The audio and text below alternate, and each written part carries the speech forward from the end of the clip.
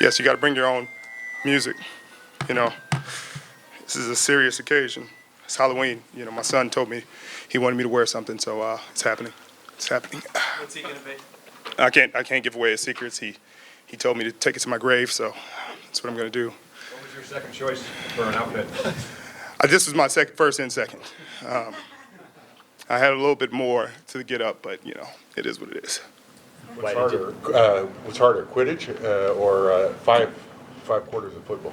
5 quarters of football is pretty tough, but Quidditch, the beaters, the chasers, trying to find the golden snitch, things like that, that's tough. 5 quarters of football, though, in the elements, I'd say that take cake.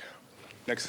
What was that? I mean, we saw you in the locker room how kind of spent you were. Just have you had a game like that where you're just that worn out after a game? No, I hadn't had a game like that in a very long time. Houston, probably a couple years ago, was close second when we took it to OT with them. But yeah, that was about as close as we've come to being that hot and that tired. And they said I don't know, they said I had a fever, but I had the shivers and it was bad. It was bad stuff. When did it kind of hit you? I mean, you obviously finished the game. Was Probably it around third quarter. Yeah, third quarter, my legs started locking up and stuff. But I mean, after a while, you just kind of deal with it. You got to finish the game. It's not. Richard, there was the pass play that I think J.J. Nelson caught. It looked like you read that and were ready to jump it, but your body was just not. Was that just fatigue right there? Yeah, that's exactly what that was. I knew the play. I jumped the route, and my legs said, "Yep, that's it. That's all we got for you." And unfortunate, sometimes you tell your body to do something, and it doesn't agree with what you say. So that was one of those times. Thankfully, Kelsey was able to save the day, and I appreciate it. So you said that was your first and second choice. What about that costume then? When you're a wizard, like we are out here, sometimes you have to show it to the muggles out in the world. We've got a lot of wizards. My son's a wizard. Earl Thomas does some magical things. Michael Bennett is Black Santa, but he's also a wizard. So you just have a good time. I just went to Harry Potter Land. Felt like home. Do you have a favorite of the series? Yes. Order of the Phoenix. Order of the Phoenix I think that's the best one. Do you think Jason Jenks also looks like Harry Potter? I think Jason Jinx could have definitely played in the movie. I think he should have played in the movie, but he would have been a muggle. You mentioned the play Kelsey, man. I mean, he played 108 snaps with special teams to chase down J.J. Nelson that late in the game. How impressive was that? It was incredibly impressive. But that's just, he got a lot of heart. He's fast in his own right. Kelsey's probably 4'3". And it just shows the kind of heart he has. He plays to the last second, just like everybody else on our team. But he went out there and gave it his all and gave us another chance to play. And, that was the remarkable feat that night. Since you've been here, how would you rank that defensive performance among the ones you guys have had? I would say it's top five. It got to be because we've done some cool things here and got a lot more cool things to do. But that was tough, and everybody just kept sticking with it, and we kept fighting. How long before you started feeling human again, or are you? Well, I'm definitely a wizard, so if you're asking am I feeling like a muggle again, I don't.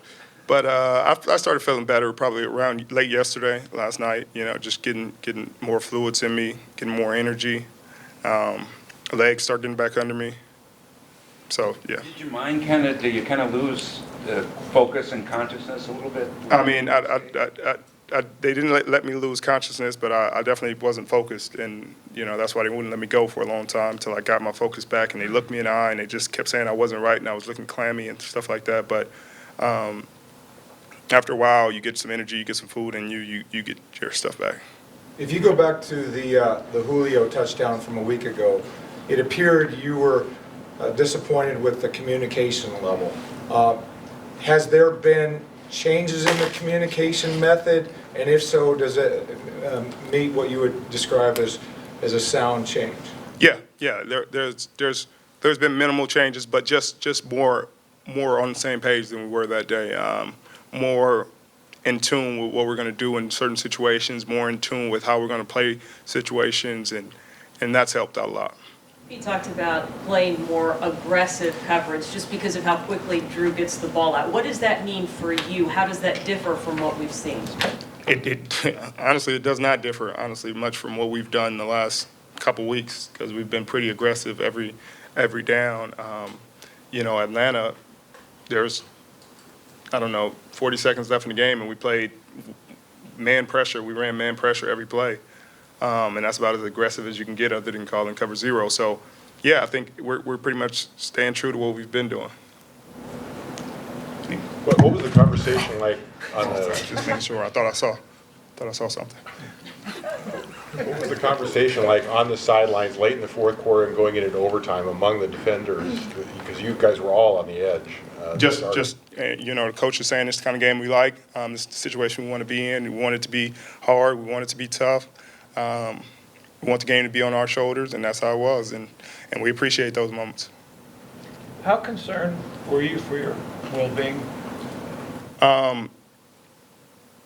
Honestly, I don't know how. I was too tired to be that concerned. I think other people were more concerned than I was, but I was just trying to get cooled down and get some energy back in me.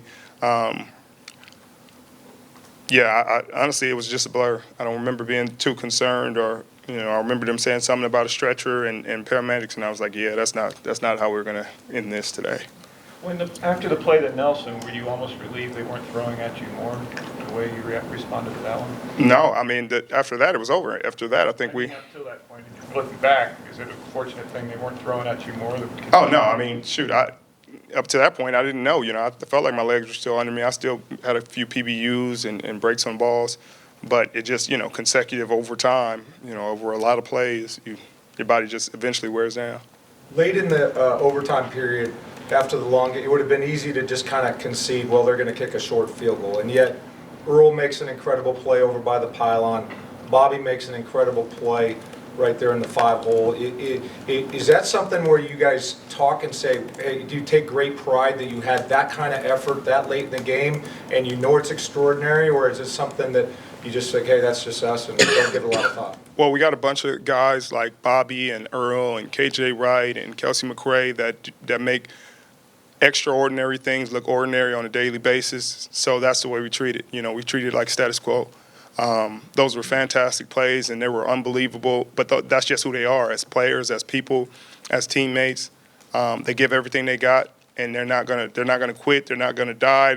They're never gonna stop. They're never gonna stop coming. They're relentless, and so that's more just a testament. It's more of an example of who they are and what kind of people and players they are. And so it just got to show to the world one more time the kind of people they were.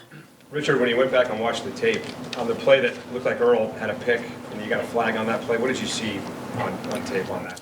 I didn't see anything. It looked like a bad call. So, but we watched it. I went and talked to the ref about it. He said what it looked like to him, and then he watched it on the big screen and kind of said it was his bad. But, at that point, it's too late. You can't go back and wave the flag off.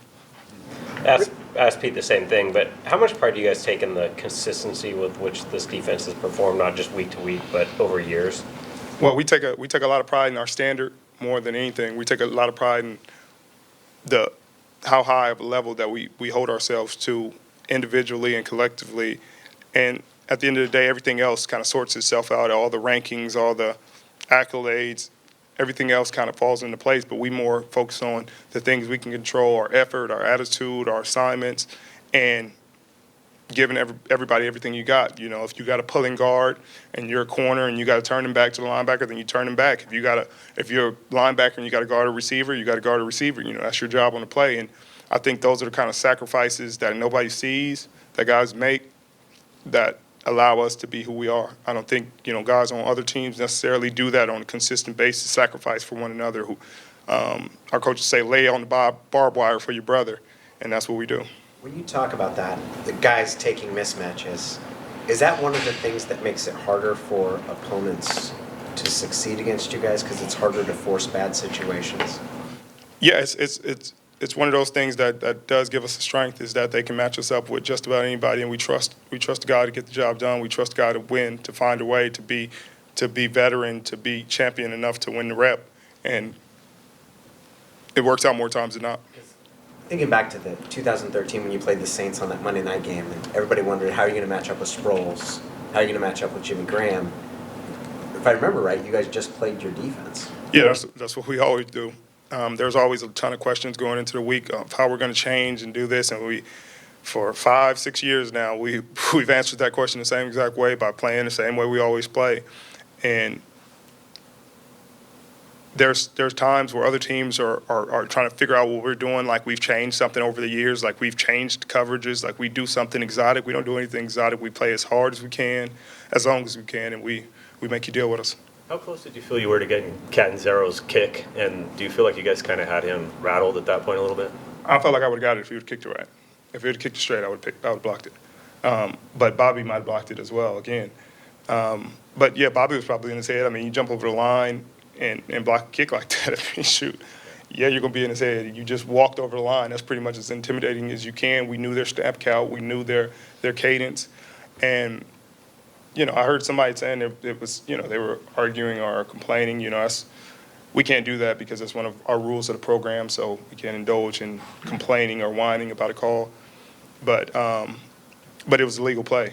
And every year there's something else they're trying to get against the defense. Now you're saying we can't jump over your snapper because you made your cadence so predictable. You made your snappers keep his head down, and now you want to change the rule again because you got your kick blocked.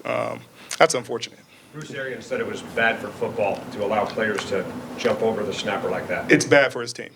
It's bad for his team. So if he means bad for his team, it's bad for football, then I can see that. But they have a predictable cadence, and it'll happen to them again if they keep doing it the same way. Now, it makes you prepare, you know, so are pick routes, and they run pick routes. Pick routes are bad for football. Throwing the ball to a receiver while your linemen are 10 yards down the field is bad for football, but they do it. There are a lot of plays that are bad for football that I'm sure he has yet to acknowledge. He said it's going to make the long snapper kick their head up real quick and get kicked in the face. Is there any relevance to that? No, that sounds foolhardy. No long snapper is going to snap the ball and get his head. By the time he snaps the ball, they're over him. By the time, if you watch that play, by the time the ball is through his legs and he would have time to look up, Bobby's in the backfield. So that rhetoric is denied. Richard, I think you said before the season or you predicted that Deshaun would be kind of the breakout player on defense this year. Why did you? How's that going? How's that prediction? I appreciate that. I appreciate you being here. You know, not everybody's going to appreciate Jinx. Stick around. I know.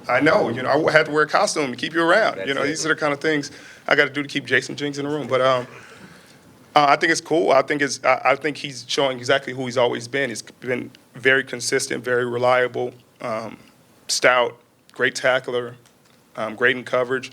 The play on the deep ball where he's just calm and collected on a Sunday night cruise and waiting for the ball to come down so he can break it up, that's just who he is. He does that day in and day out with robotic consistency in practice.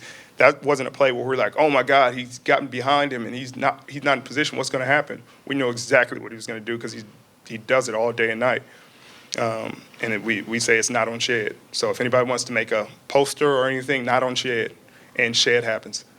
How hard is that patience to not, because it's a little underthrown and you could easily run through the guy and got interference there? It's really tough. It's tough, but it's not tough for him because he practiced it so much. He's perfected that technique, and he's consistent with it. But it's really tough. It's really tough to recognize the receiver's eyes and his hands and his body position and stay off of him and still be able to make a play when the ball gets there and anticipate the ball getting there when it did. And then you got to deal with the crowd booing a fantastic play. You know, some home fans, man, just hurt me. 95 snaps without a touchdown has never been done in NFL history. Where does that rank in terms of team feats for you guys? I didn't know that. I think it's pretty cool. It would have been more cool if we had won. So it's not, you know, I think we've had a couple games and where we didn't give up a touchdown and we didn't win either one of them. So I guess it's just something else we got to do. We got to get the ball. Got to score a touchdown. But I think it's really cool. I think it's just one of those things. I think our defense and the players on this defense will be remembered for a long time. But while we're in it, while we're playing, while we're doing our thing, we don't really even think about the historic value and the historic I guess, plays and games that we're in.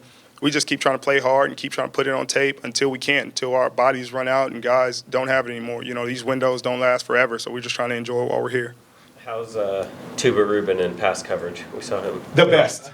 Tuba Rubin is a fantastic dropper. Him and Mike B are competing for our best dropper, and that was a fantastic play. You saw that? Yeah. How much does the defense enjoy that one? I mean, it's such a rare thing that D tackles go back. We love it, man. We love it anytime our D-line gets any credit because that guy took on double teams probably 50 snaps of that game. Took on double team in order for somebody else to make the tackle, and he gets no credit for that. He gets no stat. He gets no headline. Nobody's talking about him. And our defense wouldn't work without him. Our defense would not work without him being able to do that. So just to hear him mentioned, we're thankful. Atuba Rubin is the real MVP. Him and Tony McDaniel deserve a ton of credit. Richard, you guys have become a relatively high-profile defense with a lot of recognizable names to football fans. Is there anybody on the defense that, as you watch the tape and whatever, that you think isn't getting recognized for how well he plays?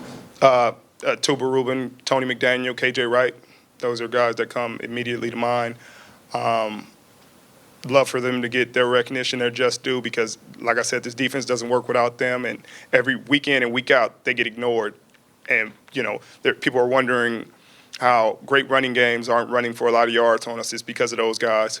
They wonder why these great backs that we're playing aren't, you know, creasing the defense like they did in past weeks. It's KJ Wright, it's Bobby Wagner, you know, but Bobby gets his just. KJ just – and he's an outside linebacker in this league, and we don't blitz enough for him to get a ton of sacks, so he doesn't get to make the Pro Bowl and things like that because – a lot of these DNs get to rush every play, and then they call them outside linebackers, and they got 18, 19 sacks, and, you know, it's hard to get him in. But I think as a 4-3 outside linebacker, he's probably one of the best in football. Richard, did they tell you specifically what was wrong? Were you just dehydrated, or what was, like, the medical issue? They didn't tell me. I think they might have called it heat exhaustion. Did you feel like that on the way home, or when did you finally snap to? Sometime the next day after I got a long night's sleep and some nice fluids in me, 2 bags of IVs. Were you shivering the whole way home on the flight? Yeah, it wasn't fun. It wasn't a fun day. I just put it like that. It wasn't. Are you actually taking your son out trick-or-treating? Yes, I am. Yes, I am. He's going to have a mask on. I'm going to have this on. Nobody's going to have any idea. See, this is all you got to do. Clark Kent did it. You just got to put the glasses on. Bam. No longer Richard Sherman. What's up? Can't even tell anymore, right? Who is that? Anything else? Wingardium Leviosa.